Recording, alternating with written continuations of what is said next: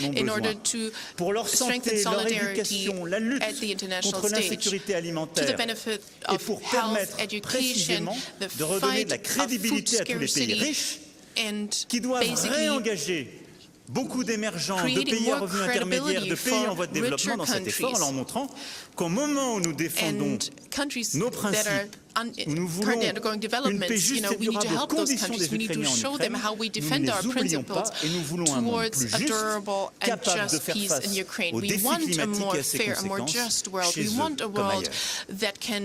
Cette responsabilité est indispensable et ne l'oublions pas. En quelque sorte, la réponse à ce nouveau contexte géopolitique doit passer par un investissement militaire, doit passer par une fermeté, mais aussi une capacité à nous engager sur une paix crédible et à nous engager sur une politique de solidarité redoublée.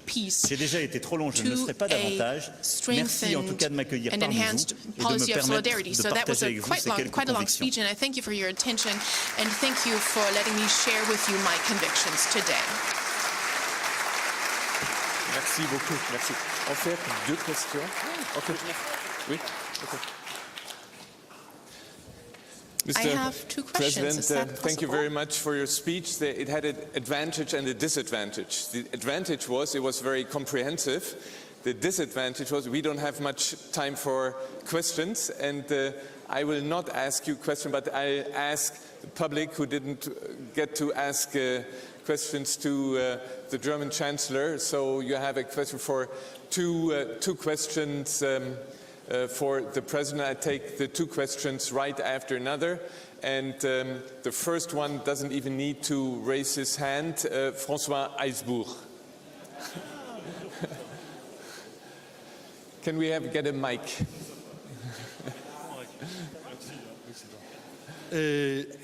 Short. Oh, très court.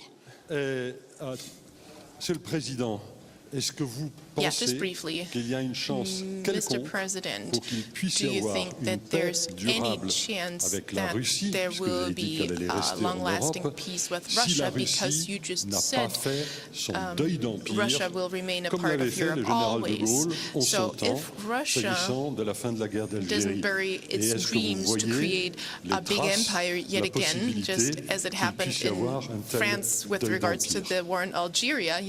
Don't you think there is any chance, second question, any shred of hope? Anybody? No, we do it. No other question? Yes, there, over, please.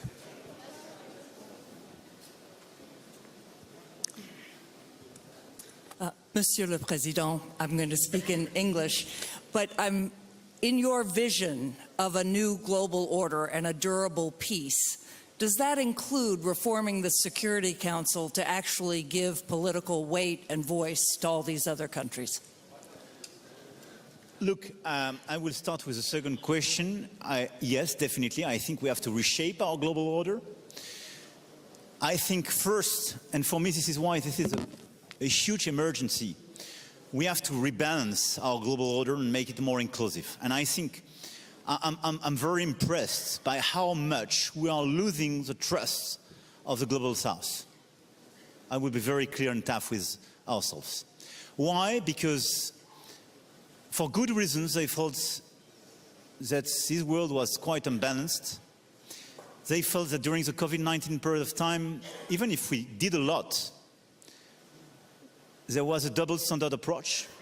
We committed to do more afterwards. We had a wonderful summit. IMF made a tremendous job, WHO as well, for the Global South. But we committed, but we delivered very slowly. Look at the SDRs. We did it. We pushed very much, but so many countries didn't do so, for good reasons at home, but they didn't see the money. And on top of that, now they are impacted by the consequences of this war. So they just say, when the war is on your territory, is your top priority, you are ready to spend money, you have magnitude and speediness, but it's not the same for us. And at the same time, you have an acceleration of their challenges, inequalities, demography, climate change, and direct consequences. So I think for me, the top priority is to restore more solidarity. This is why I do believe this new partnership between South and North is key. And we will organize a conference in June in Paris with all the big international organizations and countries precisely to try to help and accelerate the reform of IMF, World Bank, and so on, but as well reshape the global order and the inclusiveness of the different forums. Part of it, definitely, is the Security Council. Let's be clear. One permanent member just decided to kill the rules of what he was supposed to look for. So we have to reform it and to reshape it.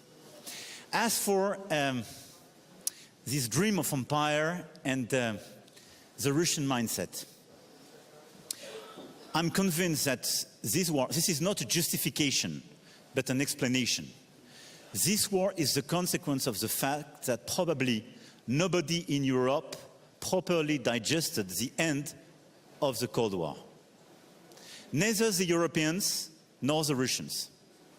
We thought ourselves that it was the honeymoon, the end of a wall, and everything could be repaired. Access to the European Union, new democratic standards, and a new global order.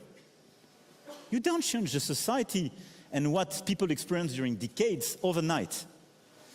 And even by the way ourselves as Europeans we approach the consequence of the situation, we probably underestimated the importance of national culture in some countries in Europe, joining the EU. We probably underestimated the in-depth crisis and this time for transition. And we didn't think properly. It was exactly what I advocated a few years ago, but probably I formulated it and I advocated too late, but I was elected in 2017. But the relationship with Russia. And I think in our own approach vis-à-vis Russia, we didn't digest it. But very clearly, I think Russia didn't digest the end of an empire. And I think clearly the deep reason of this aggression is resentment post-1990 and obsession of geopolitical empire. And when you have, look at the situation, an average GDP, a declining demography, you are the biggest country of this world with a lot of borders, especially with China and some good fellows. If you want to fix your future, you need some crazy dreams. So either you have a dream of growth and innovation, the one we could hope, either you have a dream of a new Europe based on peace, innovation, education, and so on, or you resume the old dream of empire based on hegemony and aggression. This is this one. I'm very skeptical about the ability of make a big reset on the short run, and I don't see any signal on that. The question is how, let's be clear, I don't believe one second in a regime change. And when I hear a lot of people advocating for regime change, I would just ask them for which change? Who's next? Who is your leader? How to implement it? And we experienced several times during the past decade a lot of regime change in a lot of countries. It's total failure. So just you have this regime with its obsessions, its people. We want first to help Ukraine to save its territory, its people and sovereignty. And I think the question is how to twist and create an imperfect balance, allowing them to present something sustainable for Russia itself. At the end of the day, it will be something like that. It's too early to formulate it. Now, the question is how to resist, help the Ukrainians to make on the ground something which will force Russia to come back at the table at the conditions of Ukraine. But at a point of time, given the geography, we will have to negotiate. I think in the back of their mind, this regime, these people will have the same dream. The question is how to make the new normal acceptable for them and sustainable for all of us. I think we have some ways, they are quite complicated. Definitely it's not the right time to formulate them, but we have to work on that. Thank you very much, Mr. President. There are some open questions, so we hope you'll come back next year to respond to these questions. So thank you very much. Thank you. Thank you, Mr. President, and all the best for our Ukrainian friends.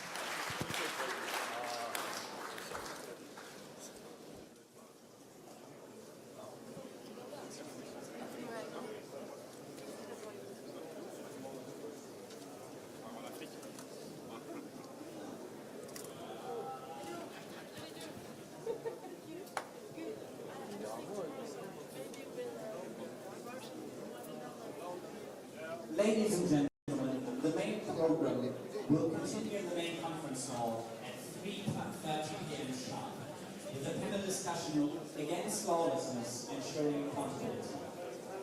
The main program will continue